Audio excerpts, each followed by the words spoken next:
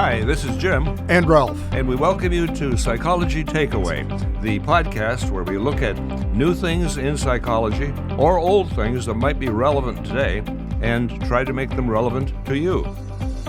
And to us. Hi, Ralph. How are you doing? I'm doing well today, Jim. How are you doing? I'm fine. Hey, we're going to get away from drugs and cannabis for a while until perhaps Kristen comes back to share some of her mouse brain data.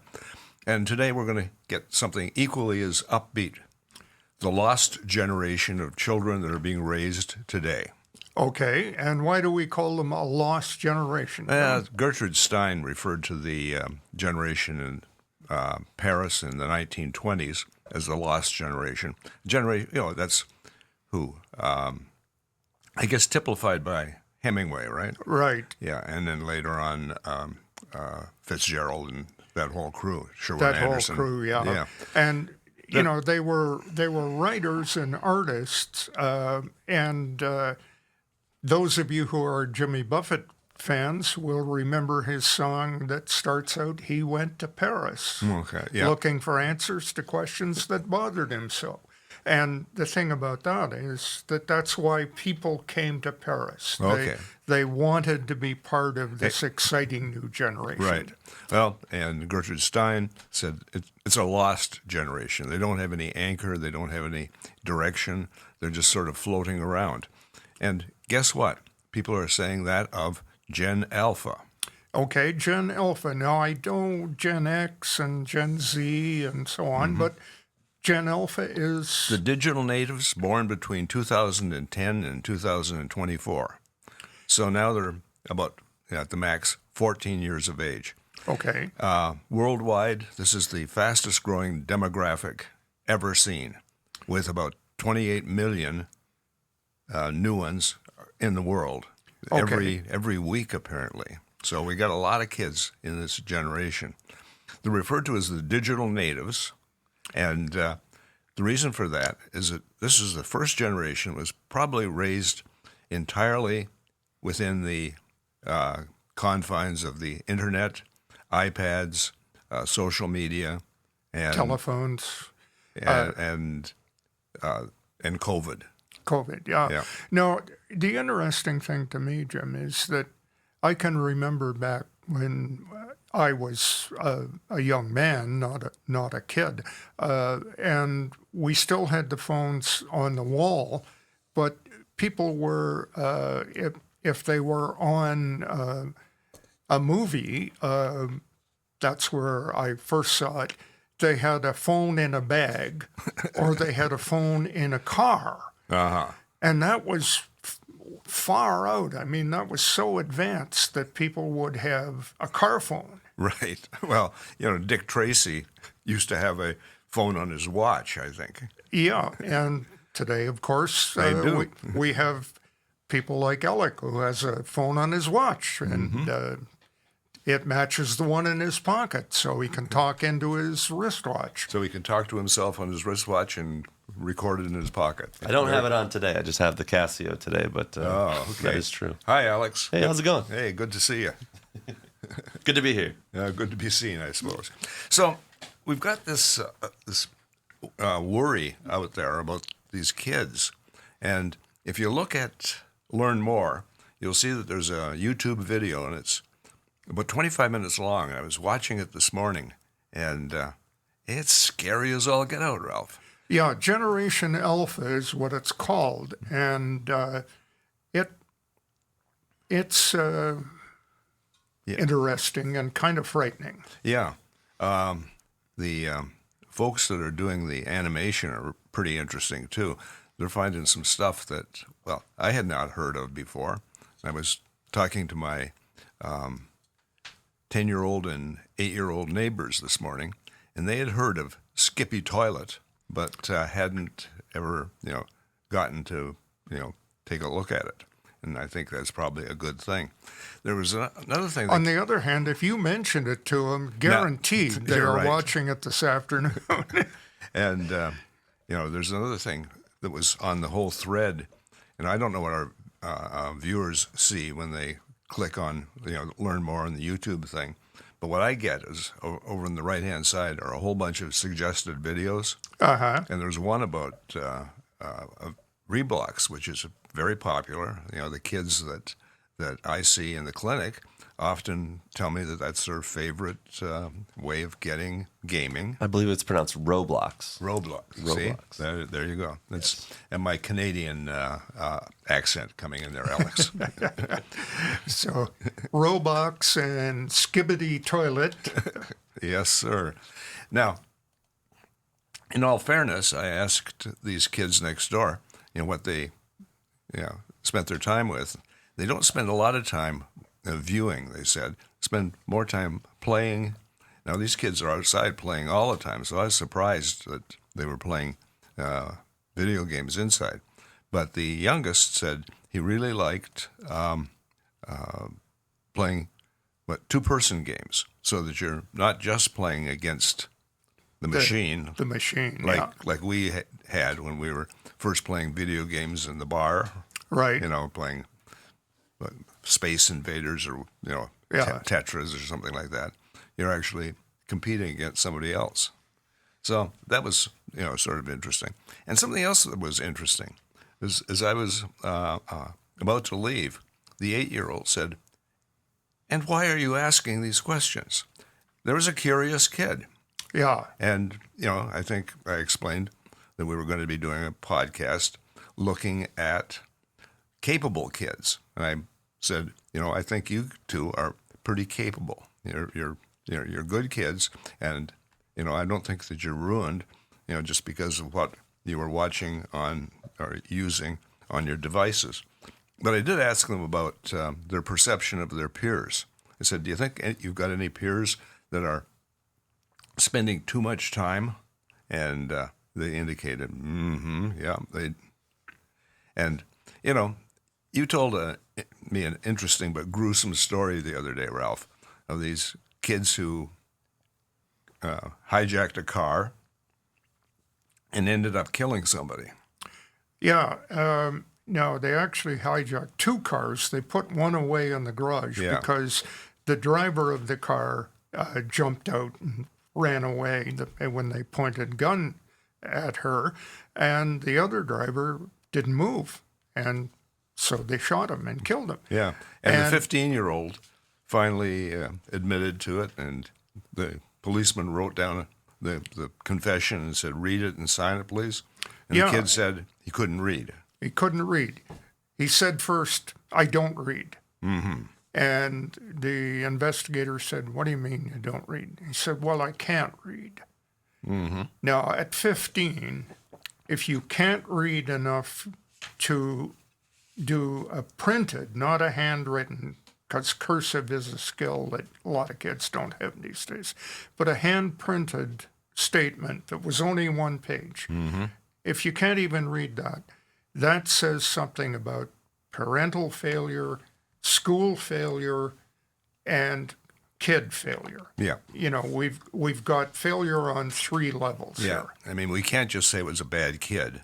We just can't say it's just too much, screen time. It's systemic failure. You're right. And so we began to look a little bit at what kids really need in order to be successful in the 21st century. Now, I went out and talked to a lot of people about this, and people kind of like you, Ralph. I wouldn't characterize, in the introduction to the book, I characterized several people, and one of the groups I characterized were tree huggers. I'm not going to say that you're a tree hugger, but you would advocate that kids get out into nature and spend more time hugging trees. Well, at least in the real world, whether they're bird watching or trying to identify plants or whatever, How about fishing? Fishing. Okay. Even I know some of our listeners might not like this, but even hunting, whether you hunt with an actual firearm or a camera. Okay, so, those are some things that, you might advocate. Other people, more academics, would say it's really important for kids to have computer literacy, digital literacy, be able to understand fake news and see behind the curtain, as it were. And Alex, you've been accused of being behind the curtain. That's what Sheila said the other day. Like guilty. Wizard of Oz, Yes, pay no manipulating attention. things. And then other people would say, too much screen time, eliminate that. We talked to the manager at the Marathon gas station this morning. Remember that, Ralph? I do, and she's our sponsor for the day. And she said that her kids only got 30 minutes a day screen time. No internet, right? Right. No phones. How old are her kids? She said she has a bunch of them. Okay. Yeah. I think they're probably in. I don't know. Good question. Didn't follow up. So anyhow, we'll have an answer next week. But 30 minutes isn't bad. no. And so we asked her, about her kids. Were they healthy? She said, not so physically healthy, but emotionally healthy, yes. And, pretty good kids was the, right? Was that what she said? It's what she said. They're pretty good kids. Yeah. Now, I think every parent is going to say, my kids are pretty good kids. Oh, Some of them may be misreading their kids. could be. Hey, I can remember a day when a parent brought a child into my office. The child was about 6, and she had him over her shoulder, plopped him down on the couch, and said, "You fix him." And in getting to know what was going on, it wasn't the kid that needed to be fixed, I can tell you that. Okay, but that's a different story. So I had to sit down and think about what I would consider important in the 21st century.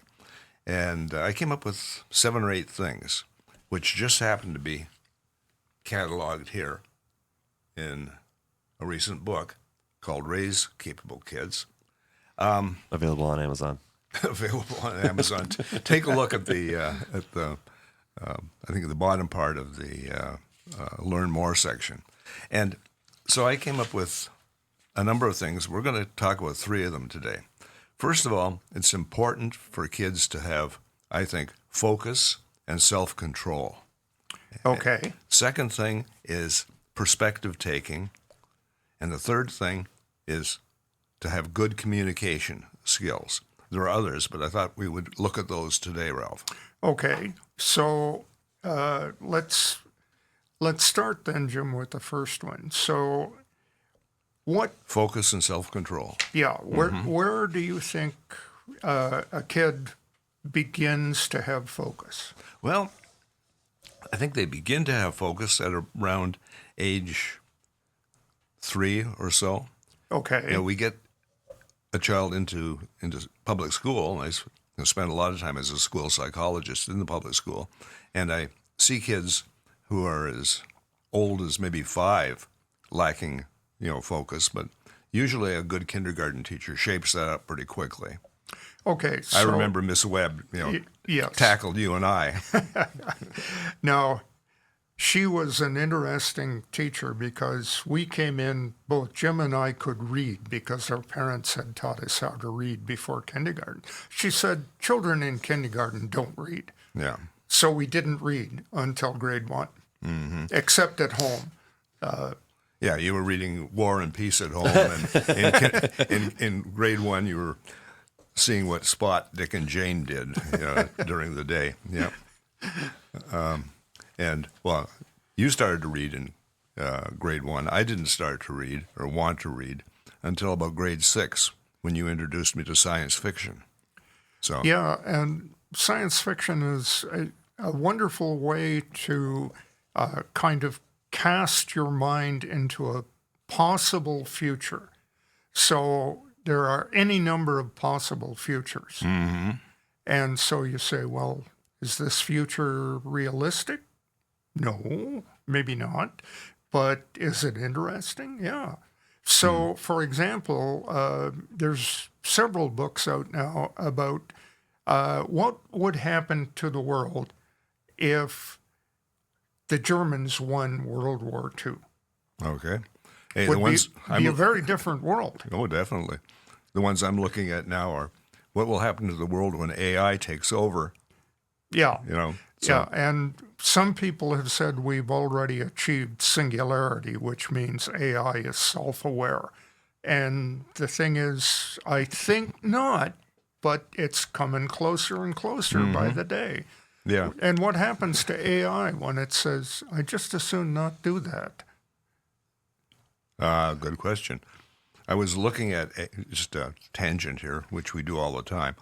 I was looking at Chat GPT the other day and interacting with it, and I asked some sort of a question, and Chat said, well, I can't answer that because I am not self-aware, Okay. but I can give you the information.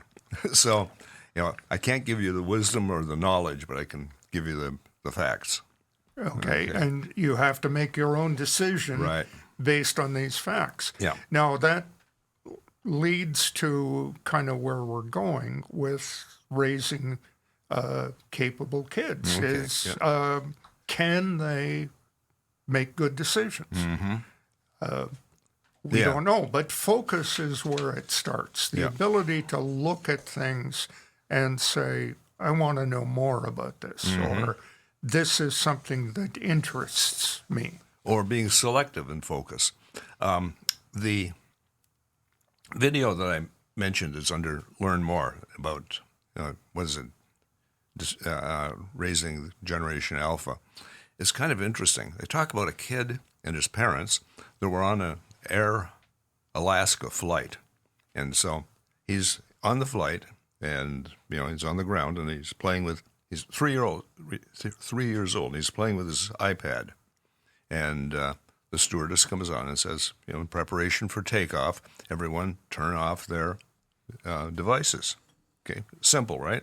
Right? What would you do? I would turn off my device. Okay, yeah. But I'm not 3, so maybe at 3 I would have said, No. I don't want to. I don't want. He threw a hairy canary, yelled and screamed, and finally the pilot turned the plane around and asked the kid and the parents to leave. And so this was from Anchorage, I think, and they missed their vacation in St. Martin's because they have a kid who is so focused on an iPad that they have completely lost control. Okay. So, and I know what would have happened if I had been 3 and I'd throw in, let's take an example in a restaurant, because I didn't want whatever my mother had ordered for me. My dad took me outside and put me in the car and said, you will sit here until Mother and I are finished our lunch, and you get no lunch, or you can come in and say, the hot dog we ordered for you, or the hamburger, I don't remember what, you're prepared to eat it. And so, I think one of the things that we have a problem with the alpha generation is that their parents are afraid to say no to them. mm-hmm. You can't do that. Yeah, maybe. Although the parents have advocated, I think, a whole lot of power to this group. This is you and I were not set down in front of a television set as having the TV, being our nanny. I, to an extent, as a parent, might have used Sesame Street, to sort of, I don't know, mellow out, my kids. Or we would watch Mr. Rogers, but together. So It wasn't a matter of just being in front of the tube. But, nowadays, I hear more stories about kids coming home, going into their room, which is kind of an electronic Haven. Yeah. Electronic Disney World, staying there for a long time, saturating their little brains with touch-screen TVs and well, what was it? Skippy Toilet and TikTok. Skippy Toilet, yes. Yeah. And the thing is, what's interesting to me, Jim, is that when I came home and had to be disciplined for some of the many things that I did that my parents didn't like, what they would say is, go to your room. Well, I went to my room, and in my room, there was a whole bunch of Field and Stream and Outdoor Life magazines, and there were books. But the thing is, those required activity. You had to actually read them. Mm-hmm. As opposed to the what some people have called the digital breast. You just sit there and suck on it, and it takes nothing. It just is a way of invading your brain. Mm-hmm. Now, the fact that I use that term indicates something about where I'm coming from in terms of digital things. With a newborn at home, though, I'm just going to derail you for a second and say it does take a lot of work. That poor kid is working her butt off, but I see where you're coming from. Yeah. Well, we've talked about focus and self-control. Another thing that is, I think, pretty important is the ability to see another person's point of view. Okay. Not just, your own. And, the other person might have a point. We see a lack of this in our country today. And I think we see that, with kids also, that they see things in black and white and really forget some of the nuanced grays, in between. Can I chime in with the gray? I think Yeah. that potentially, I totally agree with what you're saying. But I think it also is what you choose, what magazines you choose to look at. You could have definitely had different types of magazines. You could have had comics or mad comics, Mad magazines. Mad magazines. Yeah, something that's a little less thought provoking. So I grew up with Mad magazines. he turned out okay. Well, let's see about that. But I just mean that maybe a digital native, if making better choices on what the content is, science-based or things like that, I try to show, if my daughter has a question, I try to, let's look it up. Let's find a video to show why this works that way or whatever. Yeah, she watches the things that are kind of brain melting, some of her favorite, A for Adelie is a family that are YouTubers. But they're doing activities together, they're playing together, and I watch it with her often. I don't always, because sometimes, someone's got to make the food. But I just wanted to throw that perspective out there that maybe it's the choices we make as well, Yeah. And the thing with that is good choices, bad choices, but perspective taking when you think, okay, I told you the story about the young man who was hit by a police car that was chasing him for speeding and ended up dying. Tragic story, but you and I can both relate to that, as can Jim, because all three of us at some point in our lives, and you still do, have ridden motorcycles.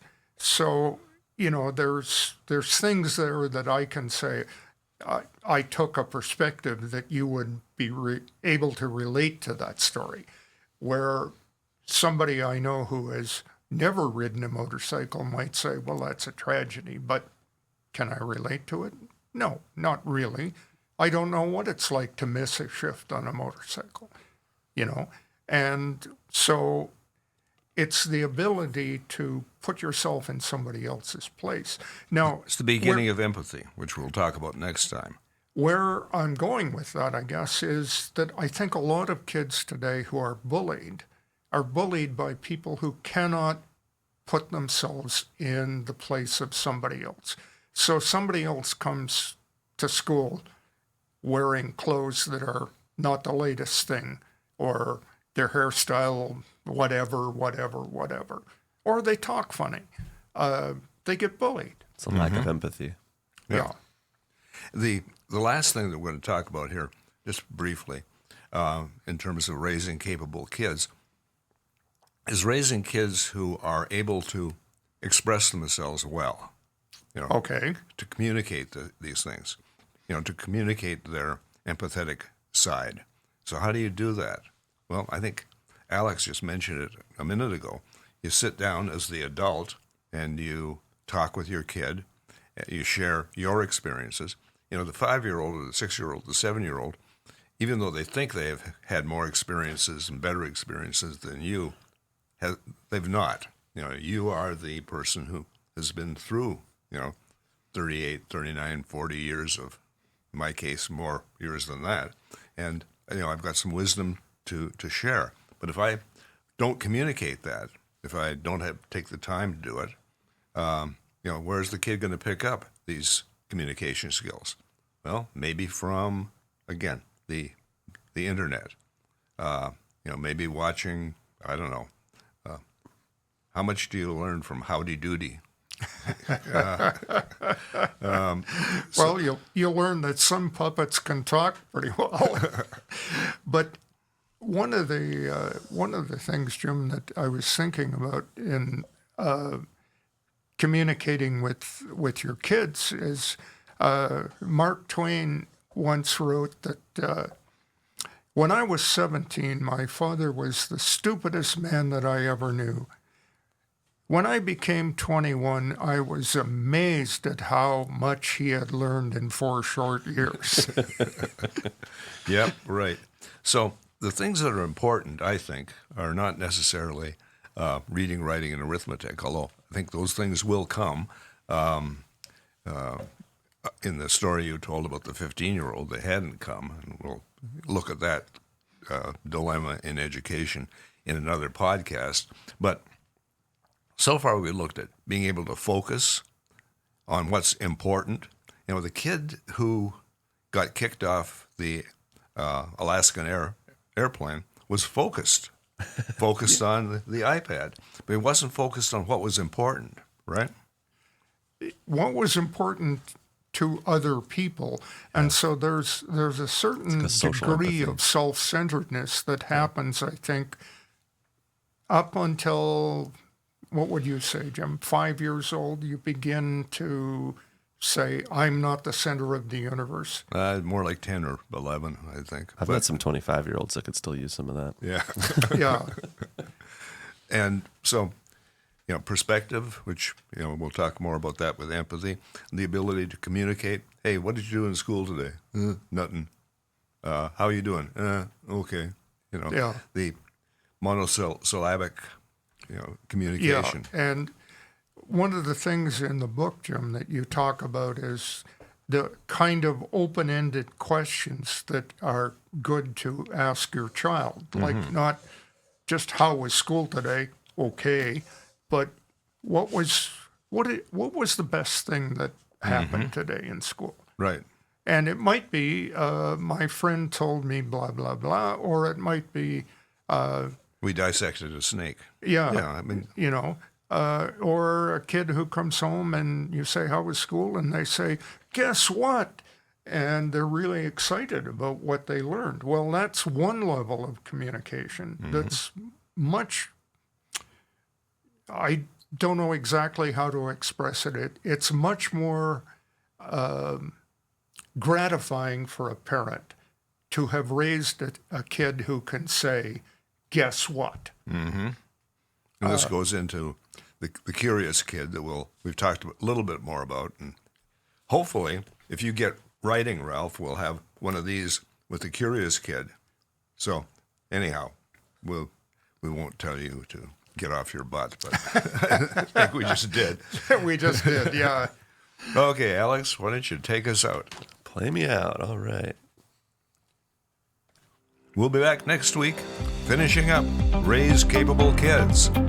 And we want all of the kids that we all know to be capable. Yep. So until next time, this is Jim. And Ralph. Saying, keep your stick on the ice. Because we're all in this together.